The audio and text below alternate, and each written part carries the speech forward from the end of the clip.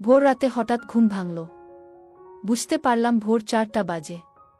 আমার মেয়ে রিয়া বলেছিল তাকে 5টার মধ্যে জিম ক্লাসে যেতে হবে। কিন্তু গভীর ঘুমে ডুবে যাওয়ায় দেরি হয়ে গেল। ভাবলাম রিয়া রাগ করবে, তাই হোল ঘর থেকে ডাকতে চেয়েও সরাসরি তার ঘরের দিকে গেলাম। মনে হলো হয়তো সে নিজেই উঠে পড়েছে। ঘরের কাছে পৌঁছানোর পর দেখলাম দরজাটা খানিকটা খোলা। কেন জানি না, হঠাৎ আমার মনে হলো একটু সাবধান হওয়া উচিত। দরজার সামনে পৌঁছানোর আগে একটু থেমে গেলাম। তারপর ধীরে ধীরে পা বাড়িয়ে দরজার কাছে পৌঁছালাম। বাইরে থেকেই দেখতে চেষ্টা করলাম। দরজার সামান্য ফাঁক দিয়ে ঘরের ভেতরে চোখ রাখতেই এমন একটি দৃশ্য দেখলাম যা আমাকে হতবাক করে দিল। আমার পুরো শরীরে ঠান্ডা হয়ে গেল, আর আমি দরজার পাশেই থমকে দাঁড়িয়ে গেলাম। আমার মেয়ে রিয়া বিছানায় ঘুমিয়েছিল। সে পাশ ফিরে শুয়েছিল, তবে তার শরীর অর্ধেক ঘুরে যাওয়ায় সে কিছুটা অন্যদিকে ছিল। তার পরনে ছিল একটি লাল রঙের টি শার্ট এবং কালো জিন্স। আমি দেখলাম ঘুমের মধ্যে তার টি শার্ট কিছুটা উপরে উঠে গেছে। সে বিছানার এক কোণে শুয়েছিল।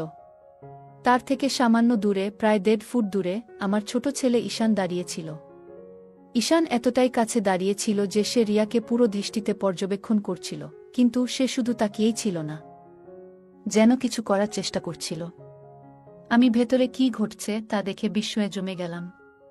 এই মুহূর্তে আমার মনে হলো, হে ঈশ্বর, এখন কি করব? এই ছেলেটি এত সাহস পেয়েছে যে আমার উপস্থিতিতেও রিয়ার ঘরে ঢোকার সাহস দেখাচ্ছে। আমার মনের মধ্যে আতঙ্ক কাজ করছিল। ঈশান, যে আমার 19 বছরের ছেলে, সে কেন রিয়া, যে তার 24 বছরের বড় বোন, তার প্রতি এমন আচরণ করছে? তার সাহস যেন দিনে দিনে বেড়েই চলেছে।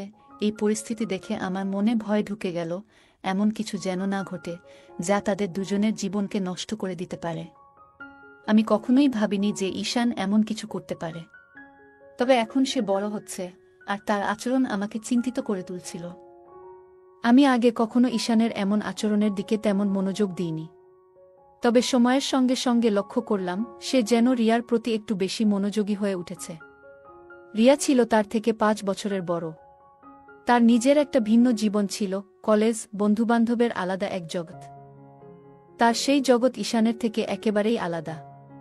তারা একসঙ্গে বেশিরভাগ সময় বাড়িতে থাকত, কিংবা আমাদের পুরো পরিবার একসঙ্গে কোথাও গেলে যেমনটা সাধারণ ভাইবোনেরা করে, তারাও একসঙ্গে মজা করত, একে অপরকে ঠাট্টা করত কিংবা ছোট ছোট দুষ্টুমি করত। রিয়া সবসময় তার সঙ্গে খুব স্বাভাবিক ও নির্ভীক আচরণ করত। সম্ভবত রিয়ার এই নির্ভীক আচরণই ঈশানের মনে তার প্রতি এক অদ্ভুত আকর্ষণ তৈরি করেছিল। ধীরে ধীরে ঈশান রিয়ার আরও কাছাকাছি যাওয়ার চেষ্টা করতে শুরু করল। তবে রিয়া ছিল তার নিজের জগতে মগ্ন।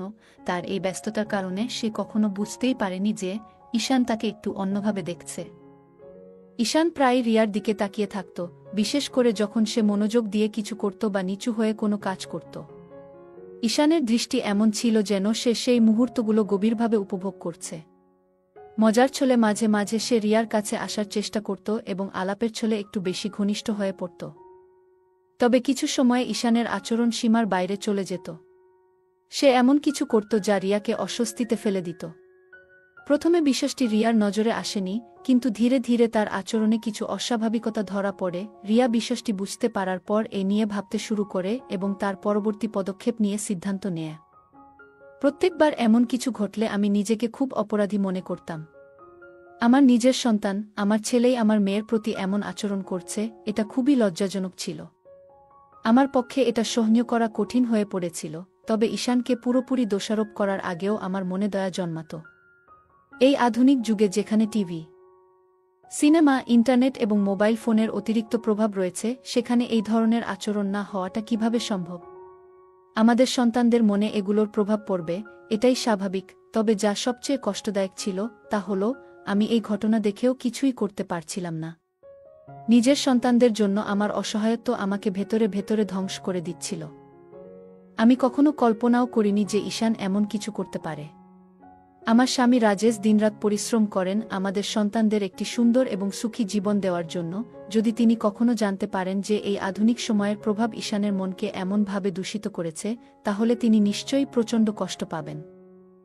তবে তার কাছে এই বিষয় বলা আমার পক্ষে সম্ভব ছিল না। যদি তিনি এই ঘটনা জানতে পারেন তাহলে তিনি ঈশানের মনস্তত্ত্ব বোঝার চেষ্টা না করে হয়তো রাগের বশে শাস্তি দেবেন বা তাকে বাড়ি থেকে বের করে দেবেন। এমনটি আমি কখনোই চাইনি।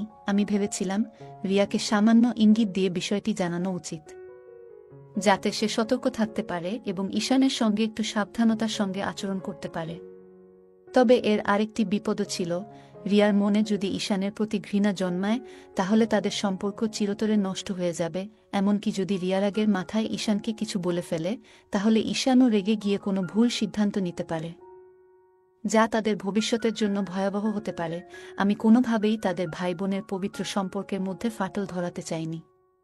তাই রিয়াকে কিছু বলার পরিবর্তে আমি নিজের মতো করে পরিস্থিতি সামলানোর সিদ্ধান্ত নিলাম। আমি ঠিক করলাম ঈশানকে ঠিক পথে আনার জন্য সময়মতো তাকে বোঝানোর চেষ্টা করব। এখন থেকে যখনই আমি লক্ষ্য করতাম যে ঈশান চুপি চুপি রিয়ার দিকে তাকিয়ে আছে, আমি কোনো না কোনো অজুহাতে তাকে সেই জায়গা থেকে সরিয়ে দিতাম। এতে করে তার আচরণ অনেকটাই নিয়ন্ত্রণে আসত। তবে আজকের ঘটনা আমাকে আরও সচেতন করে তুলল। আমি বুঝলাম বিষয়টি নিয়ে আমাকে আরও সতর্ক হতে হবে এবং উপযুক্ত সময়ে সঠিক সিদ্ধান্ত নিতে হবে। ঈশানের সাহস দেখে আমি বুঝতে পারলাম যে আর দেরি করা ঠিক হবে না। যদি সময়মতো আমি কোনো ব্যবস্থা না নিই তাহলে তার কাজ রিয়ার জীবনে বড় বিপদ ডেকে আনতে পারে।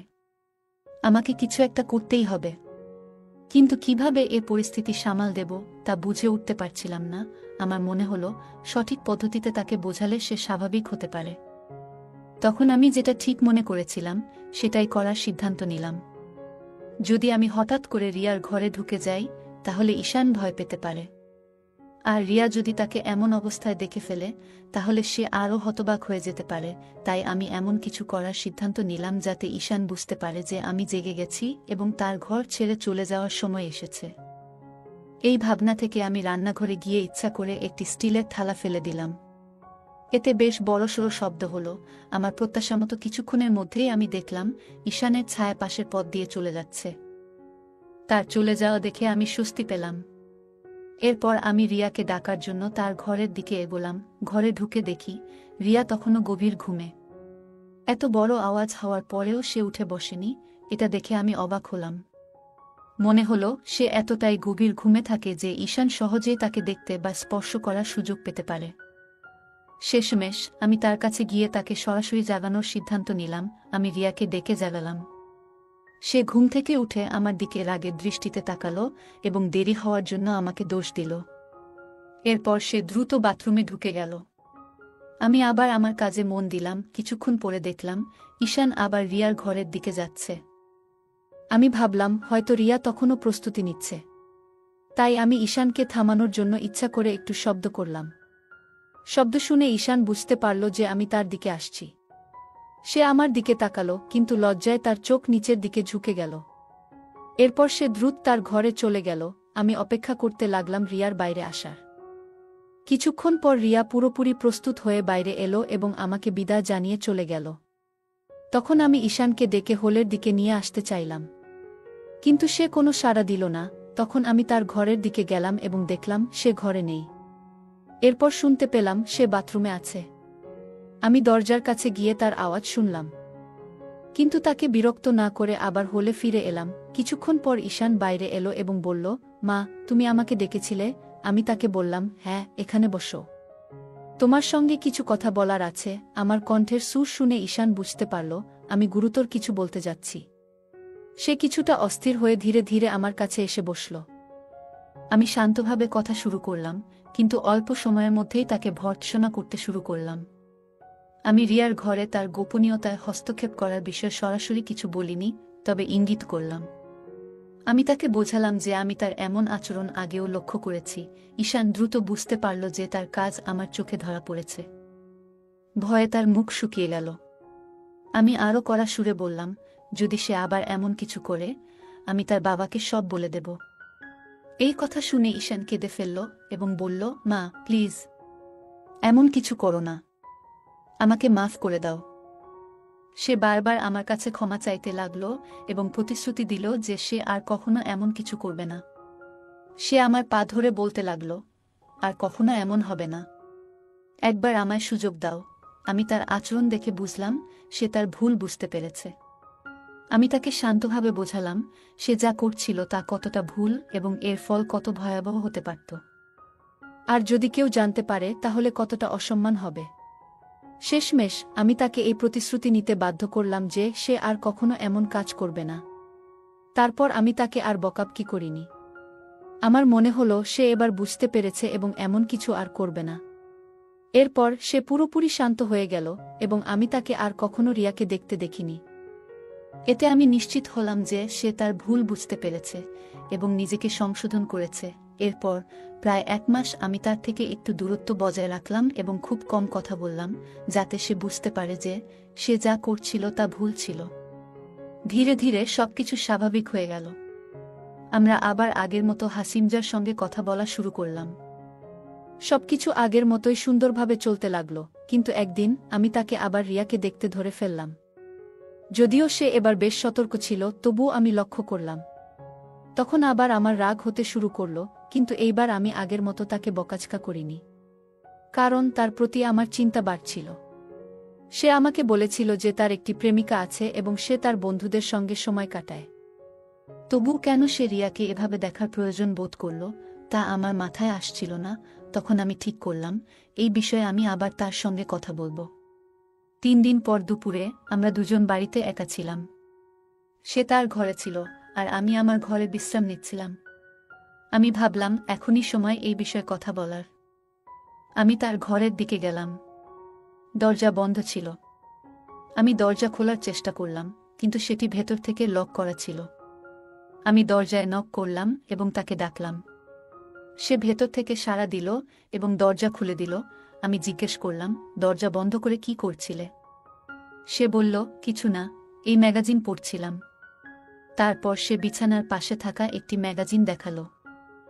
আমি মনে মনে ভাবলাম, যদি সে সত্যিই ম্যাগাজিন পড়ছিল তবে দরজা লক করার কি প্রয়োজন ছিল? নিশ্চয়ই অন্য কিছু হচ্ছিল। কিন্তু এইবার আমি শান্ত থাকতে চাইলাম এবং তাকে বোঝানোর সিদ্ধান্ত নিলাম আমি রিয়াকে নিয়ে কথা বলার জন্যই এসেছিলাম। তাই অন্য কিছু না বলেই আমি তার বিছানার পাশে গিয়ে জিজ্ঞেস করলাম, কোনো ম্যাগাজিন পড়ছ? তারপর তার হাত থেকে ম্যাগাজিনটি নিয়ে দেখতে শুরু করলাম। এটি তার কলেজের একটি বুলেটিন ছিল, যেখানে ছাত্রদের লেখা প্রবন্ধ, গল্প এবং কবিতা ছিল। আমি ম্যাগাজিনটি তাকে ফেরত দিয়ে জিজ্ঞেস করলাম, কোনটা পড়ছিলে এতে? ম্যাগাজিন খুলে সে একটি প্রবন্ধ দেখিয়ে বলল, এইটা পড়ছিলাম। আমি বললাম, ঠিক করে বলো তো, কি আছে এতে? তারপর আমি তার পাশে বিছানায় একটু জায়গা নিয়ে শুয়ে পড়লাম। আমার ছেলে বিছানায় চিত হয়ে শুয়েছিল আর আমি তার পাশে শুয়ে থেকে সেই প্রবন্ধটি দেখতে লাগলাম। আমরা একসঙ্গে সেই প্রবন্ধটি পড়তে শুরু করলাম। ঈশান বলল, এতে আর কিছু মজার নেই, তুমি কি পড়তে চাও? তারপর সে ম্যাগাজিনটি আমার হাতে দিয়ে দিল। আমি বিছানার কিনারায় শুয়ে বললাম, মনে হচ্ছে পড়তে পড়তে পড়ে যাব।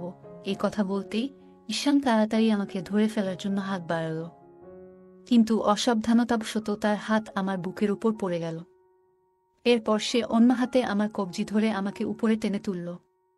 তার এই আচরণে আমার মধ্যে এক অদ্ভুত শিহরণ জেগে উঠল।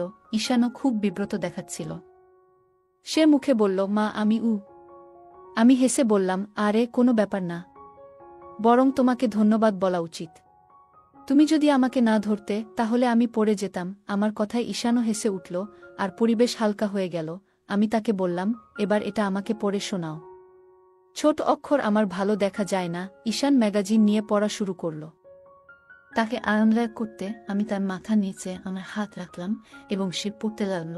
সে আমাকে আরও কাছে টেনে নিয়ে প্রবন্ধটি পড়ে শোনাল। তারপর বলল, এখন বাকিটা তুমি পড়ো। আমি ম্যাগাজিনটি হাতে নিয়ে পরের পৃষ্ঠা উল্টাতে শুরু করলাম। ঈশান আমার কাছেই শুয়েছিল। একটি পৃষ্ঠায় থেমে আমি মন দিয়ে পড়তে শুরু করলাম। কিছুক্ষণ পরে আমি একটু অস্বাভাবিকতা অনুভব করলাম। দেখি ঈশানের একটি পা আমার পায়ের উপর রয়েছে এবং সে একটু নড়াচড়া করছে। প্রথমে বুঝতে পারিনি, কিন্তু যখন ভালো করে খেয়াল করলাম তখন ব্যাপারটা পরিষ্কার হলো। আমি ভাবলাম, সে তো ম্যাগাজিন পড়ছিল, তবু এমন কেন হলো? নিচে তাকিয়ে দেখলাম তার হাত আমার কোমরের কাছে ছিল। তখন মনে পড়ল, যখন সে আমাকে পড়ে যাওয়া থেকে ধরেছিল তখন তার আঙুল আমার কোমরের কাছে আটকে গিয়েছিল। এটা মনে করে আমি কিছুটা অস্বস্তি বোধ করলাম। আমি আস্তে করে ঈশানের মুখের দিকে তাকালাম। তার চেহারা সম্পূর্ণ শান্ত। আমি ভাবছিলাম, সে কি ভাবছে? নিজেকে শান্ত রাখলাম এবং আবার ম্যাগাজিন পড়তে শুরু করলাম। মনে মনে প্রার্থনা করছিলাম যেন ঈশান এই পরিস্থিতি নিয়ে কিছু না বোঝে। কি করব ভেবে পাচ্ছিলাম না। প্রথমে মনে হলো সাথে সাথে উঠে গিয়ে তাকে দূরে সরিয়ে দিই, কিন্তু কেন যেন মনে হলো আমি তেমন শক্তি সঞ্চয় করতে পারছি না, যেন কোনো অদৃশ্য শক্তি আমাকে সেখানেই আটকে রেখেছে। আমি চুপচাপ শুয়ে রইলাম, বাইরে থেকে ম্যাগাজিন পড়ার ভান করছিলাম। সময় যেন থমকে গিয়েছিল। কয়েক মিনিট কেটেছে, কিন্তু মনে হচ্ছিল যেন কয়েক ঘন্টা পার হয়েছে। অবশেষে আমি সিদ্ধান্ত নিলাম যে আমাকে কিছু করতে হবে। আমি বললাম, ঈশান, মনে হচ্ছে আমার শরীরে টান ধরেছে। তারপর আস্তে আস্তে নিজেকে সরিয়ে নিলাম এবং তার থেকে একটু দূরে সরে গেলাম। পাশের বালিশ সরিয়ে আমি বসে পড়লাম। ঈশান একটু বিস্মিত হয়ে আমার দিকে তাকালো, কিন্তু কিছু বলল না। আমি তখন পরিস্থিতি হালকা করার জন্য তাকে অন্য কোনো বিষয়ে কথা বলতে লাগালাম। আমি ঈশানের দিকে একবার তাকালাম এবং দেখলাম সে কিছুটা অস্বস্তি অনুভব করছে। পরিবেশ সহজ করার জন্য বললাম, ঈশান, আমার গলা শুকিয়ে গেছে। তুমি কি আমার জন্য এক গ্লাস জল এনে দেবে? ঈশান বিছানা থেকে উঠে জল আনতে চলে গেল। সে রুম থেকে বেরোতেই আমি কিছুটা স্বস্তি অনুভব করলাম এবং মনে হলো তাকেও নিজের আবেগ সামলানোর সুযোগ দেওয়া হলো। যখন সে জল নিয়ে ফিরে এলো, আমি তার দিকে তাকালাম এবং দেখলাম সে এখন অনেকটা স্বাভাবিক হয়েছে। আমি তার কাছ থেকে জল নিয়ে এক নিঃশ্বাসে পান করলাম। এতে আমি কিছুটা আরাম পেলাম। ঈশান গ্লাসটি নিয়ে একপাশে রেখে আবার বিছানায় এসে আমার পাশে বসল। আমরা হালকা ফুলকা বিষয় নিয়ে কথা বলতে শুরু করলাম। এরপর আমি রিয়াকে নিয়ে তার সঙ্গে কথা বললাম। আমি জানতে চাইলাম কেন সে আবার রিয়াকে দেখছে। ঈশান প্রথমে অস্বীকার করল, কিন্তু আমি তাকে উদাহরণ দিয়ে বোঝালাম কিভাবে আমি তাকে রিয়াকে দেখে ফেলেছিলাম। সে তোমার বড় বোন হয়, তুমি কিভাবে এমন কাজ করতে পারো? অবশেষে ঈশান স্বীকার করল যে আমার ভুল বোঝাবুঝি হয়েছে এবং সে কিছু ভুল করেনি। আমি হেসে তাকে হালকা সতর্ক করলাম যেন ভবিষ্যতে এমন কিছু না করে। সে হেসে প্রতিশ্রুতি দিল এবং আমরা অন্য বিষয়ে কথা বলতে শুরু করলাম। কিছুক্ষণ পরে আমি বললাম, এবার আমার যাওয়া উচিত। তারপর আমি তার রুম থেকে বেরিয়ে এসে নিজের রুমে চলে গেলাম। নিজের ঘরে ফিরে এসে আমি বিছানায় বসে সেই ঘটনাগুলি নিয়ে ভাবতে লাগলাম। পুরো বিষয়টি নিয়ে আমি কিছুতেই স্পষ্ট ধারণা পাচ্ছিলাম না। তারপর আমি আয়নার সামনে দাঁড়িয়ে নিজেকে দেখতে লাগলাম এবং ভাবলাম, এই ঘটনার পেছনে কি আমার কোনো দায় আছে? উত্তরটা মনে এলো, হ্যাঁ, সম্ভবত ঈশানের আচরণ আমার প্রতি তার আকর্ষণকে নির্দেশ করছে। এই চিন্তা আমাকে একটা নতুন দিশা দেখালো। আমি বুঝতে পারলাম ঈশানের মনোযোগ আমার মেয়ে রিয়ার দিক থেকে সরাতে হবে। কিভাবে এটা সম্ভব তা নিয়ে ভাবতে ভাবতে আমার মনে এক অদ্ভুত উত্তেজনা জাগল। তখন নিজেকে শান্ত করার চেষ্টা করলাম এবং কখন ঘুমিয়ে পড়লাম টেরই পেলাম না। পরের দিন থেকে আমি নতুন উদ্যমে নিজের যত্ন নিতে শুরু করলাম। প্রথমেই নিজের সৌন্দর্য এবং স্বাস্থ্যকে গুরুত্ব দিলাম। আমি একটা কঠোর ডায়েট শুরু করলাম, যেখানে ভাজাপোড়া এবং মশলাদার খাবার একেবারেই কমিয়ে দিলাম। বাড়িতেই ট্রেডমিল, সাইক্লিং এবং যোগব্যায়াম করতে লাগলাম। 1 মাসের মধ্যেই আমার এই প্রচেষ্টার ফলাফল দেখতে পেলাম। আমি আগের তুলনায় অনেকটা স্লিম হয়ে গেলাম। নিজেকে আয়নায় দেখে মনে হচ্ছিল আমি অনেকটা আত্মবিশ্বাস ফিরে পেয়েছি। এবার আমি আগের মতো ঢিলেঢালা পোশাক পরা বন্ধ করলাম এবং ফিটিংয়ের পোশাক পরা শুরু করলাম। অনেক দিন পর আমি আবার আমার প্রিয় বেনারসি শাড়ি পরতে শুরু করলাম। এই পরিবর্তন আমাকে প্রচণ্ড আনন্দ দিয়েছিল। 2 সন্তানের মা হওয়ার পর সংসারের দায়িত্বে আমি নিজের দিকে খেয়াল রাখা ভুলেই গিয়েছিলাম। কিন্তু এখন আমি নিজের জন্য সময় বের করতে শুরু করলাম। হালকা মেকআপ এবং লিপস্টিক লাগানোও শুরু করলাম। আমাদের বাড়ির কাছেই একটা পার্লার ছিল, যেখানে মাঝে মাঝে যেতে শুরু করলাম। আমার এক বান্ধবী একটি বিউটি পার্লার চালায়। অনেক দিন ধরে সে আমাকে সেখানে যাওয়ার জন্য বলছিল, কিন্তু আমি সবসময় এড়িয়ে যেতাম। তবে এবার আমি তার কথায় সাড়া দিলাম এবং তার পার্লারে গিয়ে ফেসিয়াল ও ব্লিচিং করাতে শুরু করলাম। এরপর চুল ছোট করে কাটিয়ে রং করালাম এবং একটি নতুন হেয়ারস্টাইল তৈরি করলাম। এই পরিবর্তন আমার চেহারাকে আরও আকর্ষণীয় করে তুলল। মাত্র 1 মাসের মধ্যেই আমার পুরো চেহারা এবং ব্যক্তিত্ব বদলে গেল। আমার এই পরিবর্তন সকলের নজরে পড়ল। সবাই আমাকে বলল যে আমি আগের চেয়ে অনেক সুন্দর এবং আধুনিক দেখাচ্ছি। আমার এই নতুন রূপ বিশেষ করে আশেপাশের পুরুষদের এবং যুবকদের দৃষ্টি আকর্ষণ করতে শুরু করল। যখনই আমি বাইরে যেতাম, লোকেরা আমাকে দেখে প্রশংসা করত, আর এতে আমার ভীষণ আনন্দ হতো। বাজারে গেলে অনেকের দৃষ্টি আমার দিকে থাকত এবং আমি এটি উপভোগ করতাম। আমার এই পরিবর্তনের সবচেয়ে বড় প্রভাব পড়ল আমার ছেলে ঈশানের উপর। প্রথমে সে বলতো, মা, তুমি এখন কত আলাদা দেখাচ্ছ, কিন্তু তারপর আমি লক্ষ্য করলাম সে আমাকে সেই একই দৃষ্টিতে দেখতে শুরু করেছে যেভাবে সে রিয়াকে দেখত। বাড়িতে আমি যখনই থাকতাম তার চোখ সবসময় আমার উপরই থাকত। আমি বুঝতে পারলাম রিয়ার প্রতি তার মনোযোগ সরানোর জন্য আমাকে কিছু করতে হবে।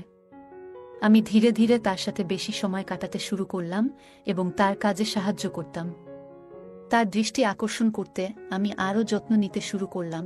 প্রথমে আমার নিজেরই কিছুটা অস্বস্তি লাগছিল, কিন্তু পরে মনে হলো এই সমস্যার সমাধান করতে আমাকে সাহসী হতে হবে।